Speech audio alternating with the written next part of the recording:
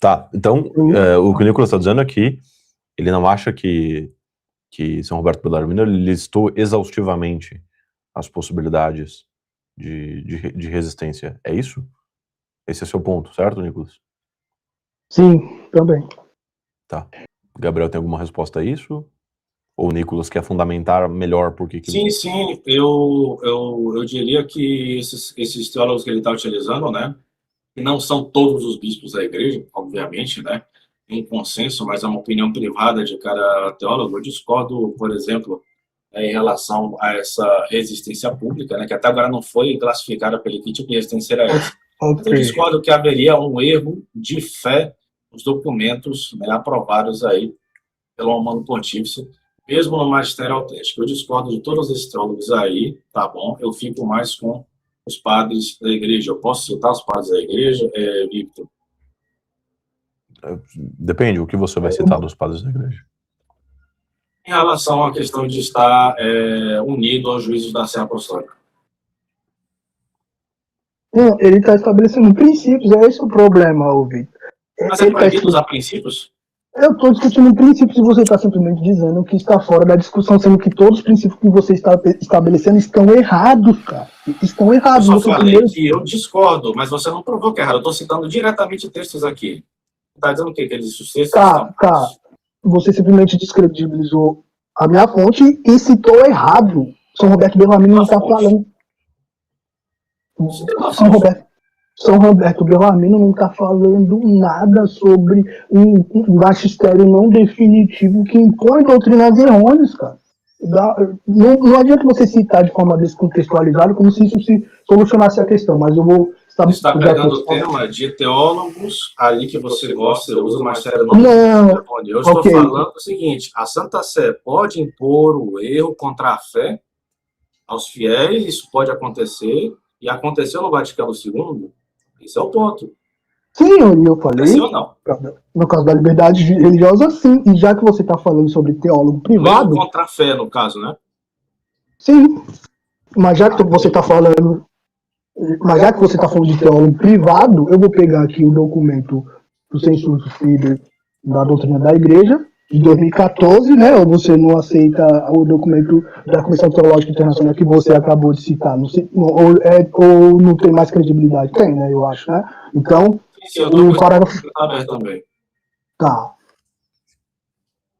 No parágrafo 63. Advertido por seus Census Fidei, cada fiel pode chegar a refutar o seu assentimento ao ensino de seus legítimos pastores se não reconhece neste ensinamento a voz de Cristo, o bom pastor. As ovelhas o seguem, pois conhecem a sua voz. Elas não seguirão o estranho, mas fugirão dele, porque não conhecem a voz dos estranhos.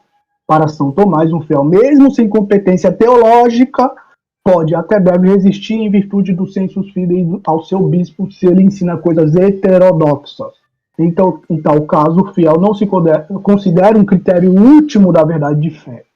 Ao contrário, mas o último da verdade de fé, ao contrário, em vez disso, diante de uma pregação materialmente autorizada, mas que o desconcerta, mesmo sem capaz de explicar exatamente por que ele adia seu assentimento e apela internamente à autoridade superior da Igreja Universal. Veja que aqui a autoridade de resistir em virtude do senso de fé a um superior é uma doutrina bem estabelecida, tá? Da Igreja. E sempre foi. O que você tem no Concílio do Vaticano II é um contexto distinto, onde esse erro é generalizado e por conta da gravidade da situação, a resistência não é meramente privada, não é meramente interna, não é meramente ordinária, como estabelecem os santos e os doutores. Agora ela é pública pela condição da gravidade do erro e pela generalidade. É esse o ponto. Então, se você diz assim, um fiel não pode resistir a um erro, mesmo se ele for generalizado, resistir publicamente, num concílio... Não falei que não pode resistir a um erro. Tá, eu complementei. Mas eu não falei só isso. Eu falei, o fiel não pode... Tá. Então o fiel pode resistir publicamente a um erro num concílio não infalível. Então você concorda? que eu concordo que um fiel pode resistir a um erro de um concílio não infalível.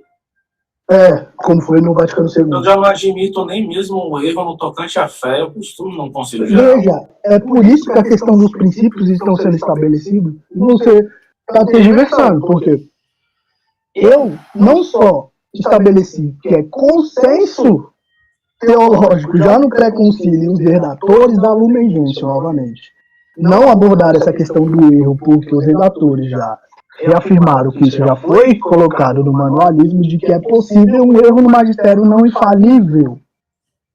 Entendeu? E o Vaticano II, como parte do magistério autêntico, impõe doutrinas errôneas e por isso é lícito resistir. Ou não é possível resistir a sua autoridade, você julgou sua autoridade na possibilidade de erro. Possibilidade de erro não se segue no fato um erro. Mas, respondendo logo aos seus argumentos aí, você falou do documento aí, né? Ponto 63.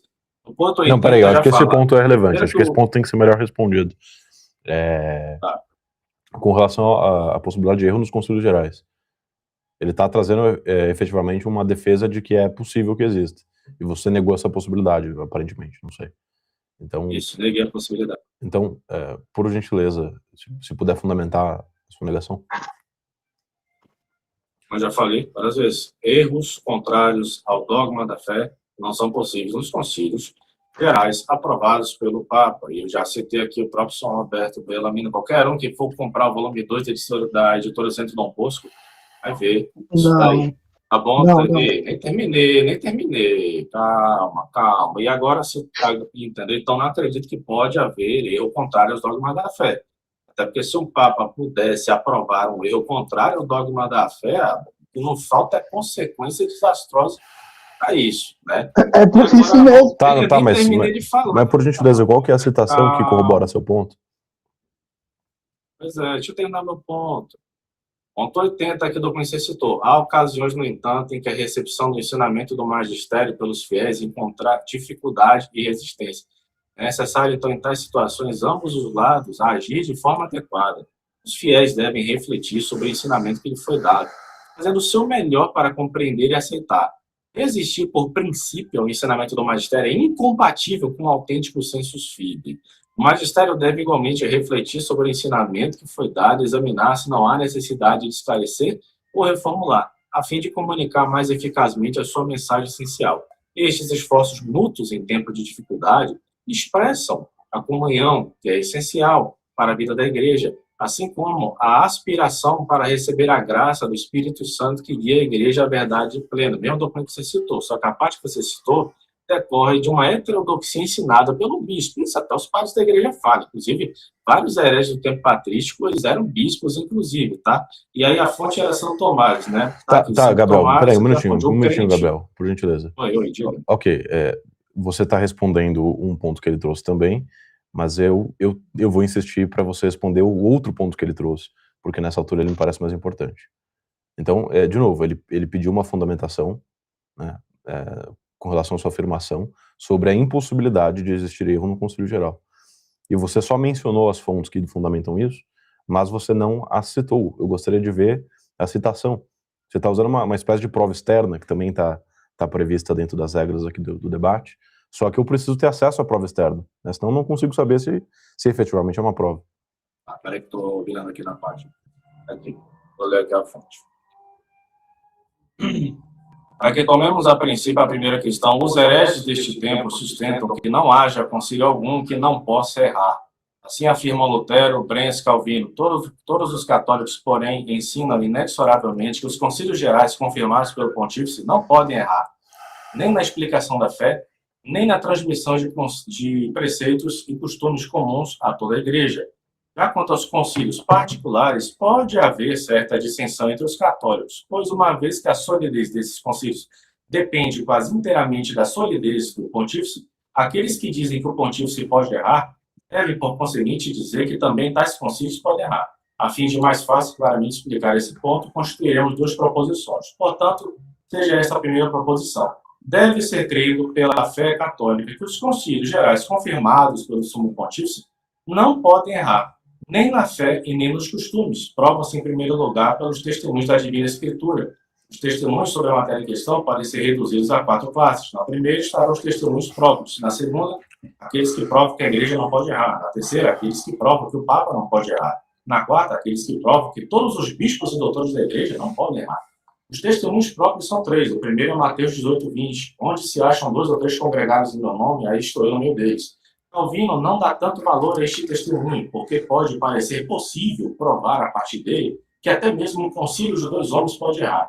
Mas não haverá de desprezar esse testemunho quem observar que o argumento não é tomado simplesmente dessas palavras, mas dessas palavras em continuação com as anteriores. E por isso se insere a argumentação da menor à maior. Com efeito, o Senhor dissera antes disso quanto ao homem incorrigível, diz-o à igreja. Se não ouvir a igreja, considera-o como um gentil, um publicano. Mas para que ninguém presumisse desprezar a igreja ou a congregação dos prelados, adicionou em seguida: é verdade que vos digo, tudo que ligar sobre a terra será ligado no céu, etc. Para que ninguém duvidasse da assistência de Deus quando os bispos congregados condenam ou absolvem alguém, ele acrescentou: onde se acham 2 ou 3 congregados em meu nome, aí estou no meio deles. O significado dessas palavras é o seguinte: se 2 ou 3 congregados em meu nome obtêm sempre o que pedem de Deus, isto é, a sabedoria, a luz suficiente para conhecer aquilo que lhes é necessário, quanto mais todos os bispos congregados em meu nome sempre obterão o que pedem justamente, isto é, a sabedoria e a luz para julgar aquilo que pertence à direção de toda a igreja. Assim, pois, se poucos ou muitos, se homens privados ou bispos se congregam em nome de Cristo, todos têm a Cristo presente e coadjutor, e obtêm o que lhes convém obter. Enquanto na congregação de poucos e privados, Cristo está presente para ajudá-los em coisas pequenas e privadas.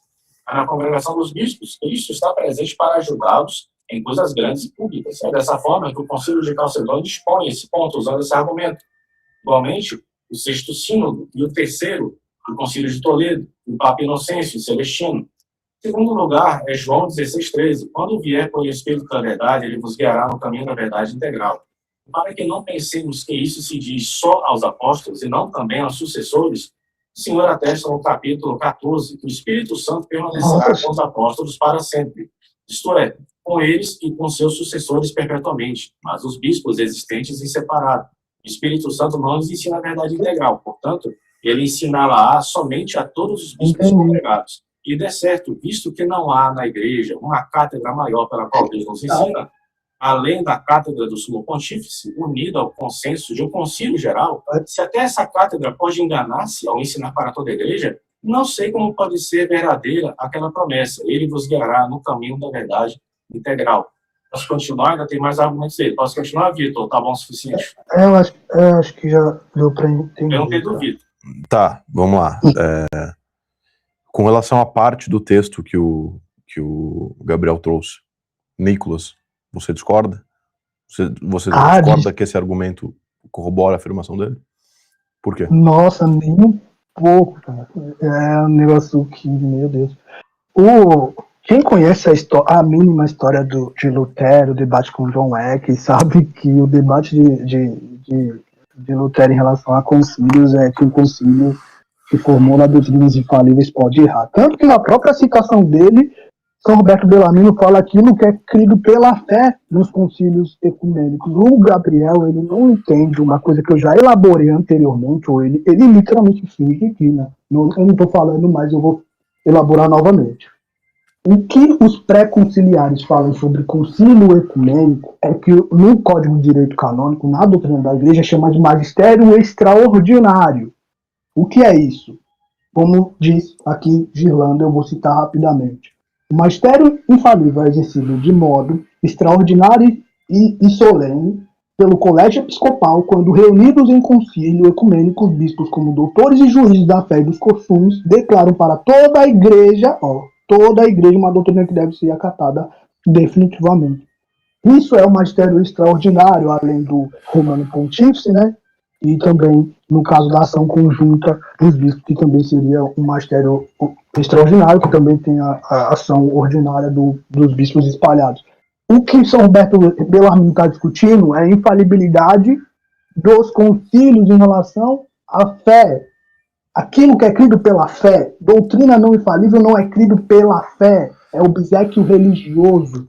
Tá? A resposta de fé divina é o que é doutrina infalível? O assentimento firme e definitivo é o que é objeto secundário da infalibilidade? O que é crido pela fé não é magistério não infalível. O magistério não infalível é uma resposta de obséquio religioso, tá? Então, isso é importante porque a resposta dele não é resposta. Certo. Ele está pegando uma discussão em outro contexto, de outras questões, e não está respondendo a questão objetivamente. Tá, só para simplificar também para o público, pelo que eu entendo, você está acusando ele de uma espécie de falácia de homonímia, ou seja, ele cita um texto em que se usa uma expressão, mas nesse texto a expressão concílio geral tem um sentido diferente da expressão concílio geral, que é a que vocês estão debatendo. Eu acho que essa é a sua acusação. Sim, sim. E só para complementar, não só o Sr. Roberto Bellarmino fala isso sobre concílio, Salaverry, que é um manualista, que fala sobre magistério não definitivo, mas quando aborda concílio em geral, fala em questão de magistério extraordinário, então isso não é uma discussão nova, tá? Mas você entendeu bem. Ok. Gabriel, como você responde isso? Isso não é magistério, no caso, ele falou que não é magistério extraordinário, mas é um conselho geral aprovado pelo Romano Pontífice e que, desde a sua promulgação, foi imposto para toda a Igreja. Faz parte da indefectividade da Igreja de que não se pode impor nenhum erro contrário à fé católica. Não, isso não a infalibilidade da Igreja. Isso não faz parte da indefectividade da Igreja, tá? Não faz parte da indefectividade da Igreja. Então, a Igreja pode propor, no caso, na pessoa do Papa, impor e propor heresias? Cara, você está discutindo simplesmente a outra coisa específica. A discussão é sobre erro. Erro pode ser heresia também. E pode ser muitos outros erros. Eu falei erro próximo do erro, no caso da liberdade religiosa. A questão que você colocou, que está errado, é que indefectividade não significa que não pode impor o erro magistério não infalível. Isso não é indefectividade. A indefectividade diz sobre perpetuidade, sobre identidade e finalidade escatológica e sobre fiéis remanescentes. Ela não fala que o magistério não infalível, mesmo que num concílio não definitivo, no consenso unânime de bispos que aceitam essa doutrina, seria contra esse dogma. Isso está errado, essa formulação é equivocada. É uma formulação, sim, ela pode ser um princípio estabelecido externo ao argumento, mas ela não é. A doutrina da indefectividade não é isso, tá? Inclusive, eu posso citar aqui o manual de eclesiologia rapidamente, tá? Só um minutinho, tá? O Vitor, eu só vou abrir aqui, que fala sobre a indefectividade da Igreja. Então, essa indefectividade jamais pode ser identificada com maioria da hierarquia ou como explicação geral de uma doutrina não definitiva. É justamente por isso que é chamada de doutrina não definitiva. Tá?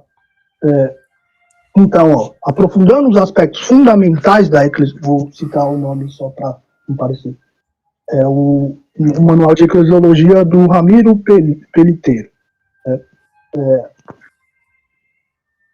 A indefectividade da Igreja significa que ela não deixará de existir no mundo até a história. A indefectividade da Igreja diz respeito à sua perpetuidade, identidade e finalidade escatológica. Ela não é a mesma coisa que infalibilidade. Mas existe aspectos da infalibilidade dentro da indefectividade, que é, por exemplo, a fé infalível da Igreja, e sempre deve haver fiéis remanescentes, ou seja, sempre deve haver fiéis ortodoxos que creem na doutrina correta, tá? Isso é indefectividade. Indefectividade não é um concílio não infalível promulgando doutrinas errôneas, afetaria a Igreja. Isso é falso, porque a Igreja não é consenso episcopal, a Igreja não é sinônimo de Papa promulgando em seu magistério ordinário, apesar da Igreja também ser o Papa promulgando em seu magistério ordinário, não infalível, tá?